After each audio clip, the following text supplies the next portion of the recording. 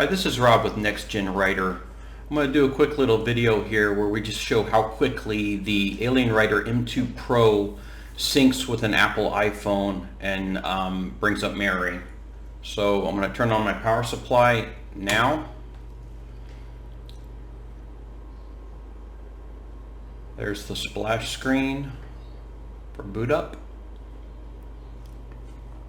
And we'll just watch and see how long it takes. So we get notifications, brings up the TF card, starts recording,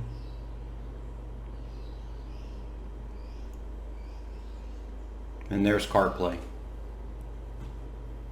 So not too bad, pretty quick.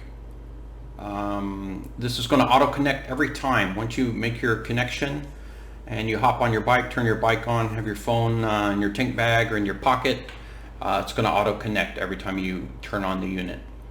Thanks for watching.